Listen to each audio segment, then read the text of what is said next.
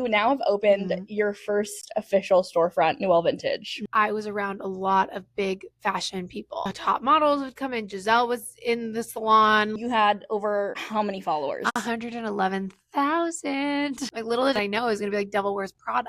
How long do you go thrifting for? Like 8 hours a day, maybe 10. And I said to myself, okay, if we open and it goes great, maybe we have a year run. If you've ever found a piece while thrifting that felt like it was meant for you, you'd get along with Madalyn. After working in high fashion resale, she decided to bet on herself and open Newell Vintage, a new Phoenix gem that's more than a shop, it's an experience. Her eye's unmatched, her curation is personal, and her approach to vintage makes it feel brand new. Welcome to Friends from the Feed. Thank you for being here. I wanted to ask you how you think we met because I have an idea in my head and I don't know if it's true. I don't know either because I was actually thinking the same thing. I was like, how did we meet? I'm pretty sure you bought something from me. I'm gonna go further back. Did you work at Philip's Law Group? Oh, yeah, we did. Yeah. Okay. Yeah. I helped with their social media. Because I did a paid ad with Philip's Law Group, and I think I messaged you about it. Yes, I was working for Philip's, helping with their socials, and you DM'd me because you saw that. Yes. And you were like, oh, are you working with them? Like, I've done something with them before. And I was like, oh, no way. You're right. That's how we met. That was our official introduction. That was two and a half years ago. 3 years, 2022. Anyway, that was how we met online because I was like, I hope that was Madalyn because in my head, that's how we met. No, that was definitely it. And then you bought a piece of clothes for me. We met at the Target by Tempe and I said, oh, can I just come shopping with you? I was like, can I? Because I wanted to talk with you more. Yes, we went shopping at Target together. It was a very organic. That was our first time meeting IRL. I said, can I come to the grocery aisle with you? I said, yeah, I got 20 minutes. Let's go in there. Oh my God, that's hysterical. Well, since working at Philip's Law Group 3 years ago, you now have opened your first official storefront, Newell Vintage, which we are so lucky to be sitting in together. Before we get to the present, we have to go back in time to the past. You previously worked at the RealReal. How did that experience shape how you are now curating and designing your own store? So I think there's been many phases of my life that have prepared me for this. So for example, I started out doing hair. That was my introduction I did hair in New York and I was around a lot of big fashion people. Like the top models would come in. Giselle was in the salon, like everyone. No yeah. Amrata. Yeah. All the cool fashion girlies working for Vogue, all of them. So I was around that when I did hair. Wait, we need to pause. When did you live in New York? Because you've never told me that. I was there from October of 2019 to April of 2020. Okay, so we were there at the same time and just didn't know each other. I got a job offer. Okay. With this celebrity hairstylist. They're like, do you want to be her assistant? I'm like, yeah. Like, little did I know it was going to be like Devil Wears Prada. Will you tell me after this who it was? Yeah, I will. Going back to the RealReal, you've had a lot of different jobs, though, that have gotten you to where you are right now. Oh, yeah. So that's the thing. So hair prepped me in a lot of ways because I was around this special energy and I was like, whoa, I'm attracted to this. I like it a lot. And then when I worked at the RealReal, and it also taught me hair taught me people skills for sure. And then when I was at the RealReal, it was kind of like a fashion, crash course in history and the history behind the brands, the history behind the designers, the quality of fabric. That helped me a lot too. And then I just applied it to something I've always done, which was thrifting. I've always thrifted ever since I was a child. My mom was thrifting for us. So everything in my life, even though it wasn't exactly like this, I wasn't exactly fashion. It was preparing me for this moment in time with the shop. So back in 2024, October, you were stripped of your social media account. You had over how many followers? 111,000. Gone in an instant. Yep. I was playing Webkins and my husband said, look at this reel I sent you. And I said, and I went on and it was gone. Everything was gone. So at first I was like, oh, this is funny. Haha. Like maybe tomorrow when I go on, it will be back. Because, Instagram is glitchy sometimes. And then the next morning I woke up and I was still like, you're suspended. You're not getting back in. And in the next 120 days or 160 days, if you don't appeal it, then we're deleting it. But it's important to note that you had already started your business and were making majority of your money through selling clothes on your account. Oh, yeah. I mean, between me and my husband, for example, we had the rental house that we had because of the money I was making. Yeah. Like we had so much of what we had because of the money I was bringing to the house. So it was insane to literally lose. I mean, we lost a huge part of our living. How long are you in a depressive state? Because I'd probably lose my mind. And then what makes you push forward to build anew again? Well, I like binge Sister Wives. I like that family is like, I watch Sister Wives now. It's like my comfort show because it got me through so much. It got me through so much. And like that little ramen head blondie man, like I seriously, Cody. But no, that show got me through a lot. We had a puppy at the time, which Teddy got me through a lot. Teddy's so cute. Teddy is a babe. And then it took months. It really did. My heart wasn't in it. And I knew my heart wasn't in it because my followers, I don't even like calling them followers because they're like friends. They're like friends. And friends I know from the feed. And I know parasocial relationships are not healthy, but at the same time, I've met so many amazing women through my Instagram account. Yeah. And I just adore them. And I remember one of my followers who has followed me for a really long time, and I love her. She messaged me. She's like, "How are you actually doing?" And I was like, "I'm good." And she's like, "Are you sure?" She's like, "I can tell with how you post. Your heart's not in it." And I was like, "Holy shit, you're right. You can tell." And then that was a switch for me. And I started posting again with my heart in it because I realized like this is what I love to do. And I wasn't going to let anyone stop me from doing that no matter what. In my mind, you're like a social media, I don't even know what the word is, but when I have a question about social media, I come to you. Yeah. And I'm like, what would Madalyn do? Like, WWMD, what would Madalyn do? Because you've rebuilt your account. You're almost halfway to where you were before after 6 months. Almost. I think we're at like 42K right now. 42K right now because I looked before this. Yeah. But, which is insane to do in a period of 6 or 7 months after coming out of that depressive episode of losing everything. But I truly look to you because not only have you run your account, you've run other accounts. And I know that you're so good at what you do. And I'm curious how your social media presence and what you post on social media, how you feel like you can co-create with the physical state of your clothes and your shop now. It's definitely, I don't know. I just do it. It's a great answer. I like literally like I was gonna like try to think of like something good to say. I don't know. It's just like how, I don't know, Michael Jordan plays basketball. Not comparing yourself to Michael Jordan. Okay, but like literally, I just do it. Like any athlete or any person that's good at what they do. I don't know why it just comes naturally to you. That's what it is at the end of the day, in my opinion. Yeah, but I think that like a lot of people have like a natural gift for things. I have a natural gift for finding beautiful things in like a thrift store. Carolyn Bessette, Princess Diana, the Olsen twins. There are so many iconic women in fashion. I'm curious who you tend to go to when you need inspiration. If I need to gain inspiration, I pull from old movies. I pull from Pinterest. I pull from music, like old music that I love. I pull from a bunch of different icons. Like, for example, we're going to Australia, right? Well, in my head, I'm like, okay, who are my summer divas? Who are the summer girlies that just always stand out to me? Well, Jane Birkin, Bardot, Sophia Loren. Like, I'm thinking that's how I think. There's not just one girl. Yeah. I think every girl has an era where they just really shine. That's fair. And I feel like Diana, I love her event wear, like what she wear to parties. And then less her day to day, more the part. Her day to day was good too, but like what she'd wear to like state dinners and like, to go meet with people, that was always really good. Or Jane Birkin on the run is cute. Or there's just like, for certain events, I stick to certain women.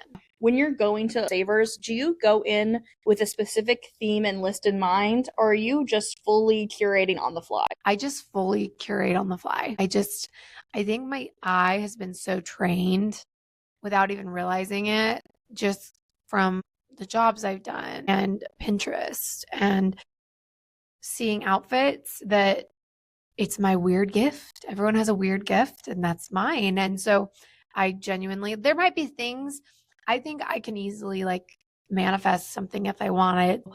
For example, I needed a dress for the opening party. And I was like, I really want like a flowy caftan, like beautiful drop waist, either like a Mary Kate look or something. And I literally was thinking in the aisle at Goodwill. And I was like, I really need to find that soon. And then like I pop over the next aisle, boom, found a dress. It was literally out of my Pinterest board. And I was like, holy shit. And that's what happens. Like, that's why all you need to do is just look. Yeah. All you need to do when you're thrifting is genuinely look through every piece. And a lot of people can't do that because they don't have enough time or it's too overwhelming. But for me, I have time. Is that your advice for someone that maybe is just starting out and wanting to be a thrifter or interested in thrifting? Yeah. I would say just look. I would say mood board beforehand, and then eventually you get to a point where you don't need to. But mood board beforehand, just look. And just people, I think that they think it's going to be a fast process, and it's not.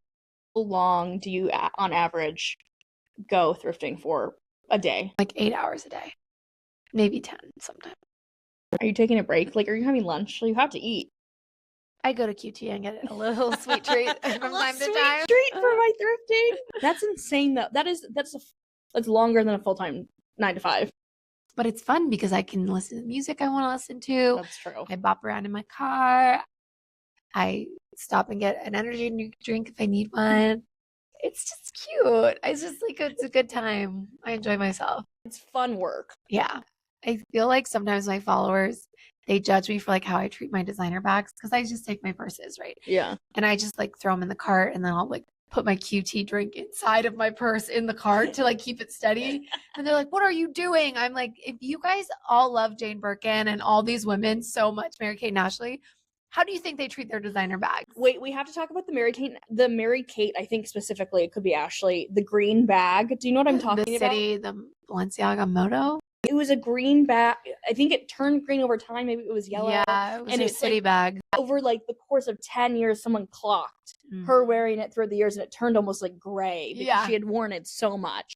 And that's how I treat my designer. But I do not understand people who buy new designer and people who don't use their bags. Like I know girls that like keep their YSL bag in the box at all times. I'm like, girl, why do you have that?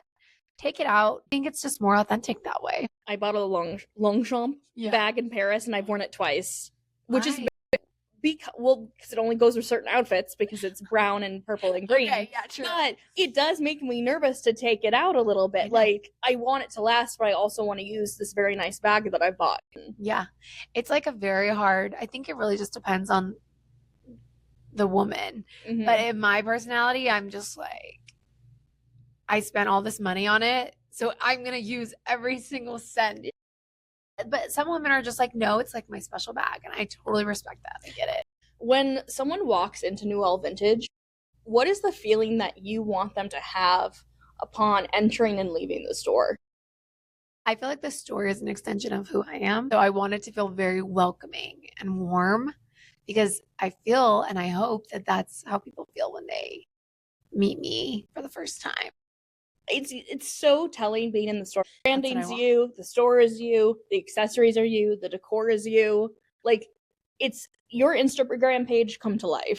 And that's exactly what I wanted. I just wanted people to feel, and the feedback I've gotten when people come in, they're like, wow, it feels so welcoming. That's exactly what I wanted. And so I'm so glad that it's been translated correctly. It has. I'm curious what the most unexpected either hurdle or pro of opening a brick and mortar has been. Honestly, I didn't know what to expect.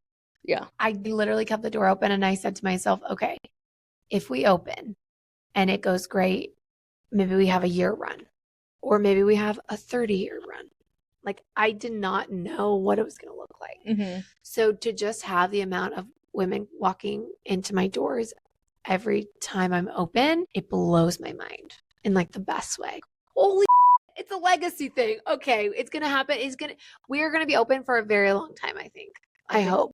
I think so too. I'm curious though, did you talk to any other business owners before opening the store? Yes, I did. I talked to my friend Avery at Huey down the street. And I also talked with my girlfriends who own stores in New York, in LA. I talked to all of them and I said, give me the nitty gritty. Because I've never opened a physical business before. I didn't know what to expect. Like I said earlier, like I had no idea. So they were amazing. They told me everything. Is there a piece of advice that they gave you that stood out to you before opening the store? When you're thrifting, like anything, you can get attached to clothing pieces. I think we can all agree that we are attached to something in our closet currently. I'm attached to these clothes, but it's not like I don't have an issue giving them away. I love it, selling them. But what would hurt me, which is so funny that would hurt me, was I felt so bad when women would walk out of the store with nothing. Oh, because they're not finding something that they love. Yeah, I was like, it like crushed my heart a little bit. I'd be like, oh, they didn't find anything. Like that makes me sad. Like I feel like I didn't do my job. It felt like a direct correlation to the 8 to 10 hours that you'd spent at the store not finding what they needed. So that was happening. I texted Avery and she's like, Madalyn, how many times do you go to the mall and not walk out with anything? I'm like, a lot. She's like, it's the same thing. And I was like, damn straight. Yeah, it is. So that's kind of how I view it now. And the girls that get it, get it. And the girls that don't find anything, that's okay too. That's totally fine. And that doesn't mean that they didn't like their experience in here. That didn't mean anything. That just means that they didn't find anything right now. You just don't know if they're looking for something for a special occasion or if they're looking for day to day. Like most people that are coming in are just looking for the most part, I believe, right? Yeah. Yeah, they're just, I mean, sometimes they come in with like a specific need, like any retail situation. But usually they're like, I saw you on TikTok. I just want to come in. And I'm like, thank you so much. Is it accurate to say that vintage is having a comeback right now? I don't know if it's because we have more access to social media, but I've just seen more and more people popping up thrifting actively. Is that a correct statement? Yeah, I would say like when my page started getting bigger 2 years ago, no one was doing what I was doing. There's a couple people, but like the community was so small. Like you knew everyone that was also in the thrifting community, and like you would connect with other content creators and talk about it. And now there's so many content creators direct, like all for thrifting. And so like I'm like, wow, like this space is growing so big. It's insane. What has been the hardest thing about opening the store? I would say, I don't even want to say that like it's the prep work, like the actual shopping, because it's such a gift. And so many women would love to be in the position I am and having this be their full-time job. So I feel guilty when I say it, but it is very hard to like do it all by myself right now. It's hard to go thrift Monday through Wednesday, come into the shop for 10 hours a day, sell the clothes, tag the clothes, clean the clothes, and do it all again the next. Like it's a lot of work, but it's a labor of love because it's just so worth it. If you had to give advice to someone that's like, what Madalyn's doing, I want to do one day, I want to be a full-time thrifter, I want to open up my own storefront, what advice would you give someone that's just starting out? Don't stop. Like just keep going. Keep posting. Do the post when you don't want to do the post. Go to the store when you don't want to go to the store. Don't stop working. No. Don't stop. No. Kim Kardashian. That was not right. God. Get up and work. That's what you said. Get up and start working. No, just don't stop. The momentum. Don't stop them. Like keep your passion alive doing what you love. And things will follow. I love that. Madalyn, I am now taking us into my favorite part of this mini-series, which is the group chat questions. What is something that you were afraid to post that now, looking back, you're so happy that you did? I would say my first viral video on Instagram. Which was? How to find designer in the thrift store. Because I had never posted anything like that on my personal feed. I left that all on TikTok. And that was the first time in 2023. It was 2023. That was the first time that I actively posted on my Instagram feed. And I was terrified. And it was like because of that and everything, just the ball was rolling. But you were scared. I was terrified. I was like, I don't want Alan from HR at the job I worked at 3 years ago to see this. Are you kidding? But I feel like I talk about this a little bit with my other two guests, but I feel like you have to move past that cringy vibe because you can't post for other people. You just have to post for yourself. Do you feel like that's accurate? I don't post for the version of myself now. I post for the version of myself in 10 years when I have the house I've always dreamed of, and the family I've always dreamed of, and the job I've always dreamed of. You're posting as if you're already living in that reality. So I don't let the fear or anyone saying, she's cringy. Okay. Whose Instagram feed do you always stop scrolling for? Juliana Salazar. Okay. Why? Because I actually worked with her on set once in New York for the Crown Affair first drop. And she's just, there's something about her. She's just, I don't even know what it is. She has that cool girl effect though. And so I enjoy scrolling through her feed. But yeah. I'll have to look at hers after this. I'm curious. What is one thing your online friends wouldn't know about you? Like old people candy? What kind? Good and plenty. And that, my friends, is the end of this episode. I'm gonna have to try it. I haven't had them in so long, I don't even remember what they taste like. Oh, I do like black licorice. Then you would love that. Okay, we're gonna go get some good and plenties now. But we're gonna say goodbye to the friends. Goodbye, friends. Bye, friends. Madalyn, thank you so much for doing this. I'm dead.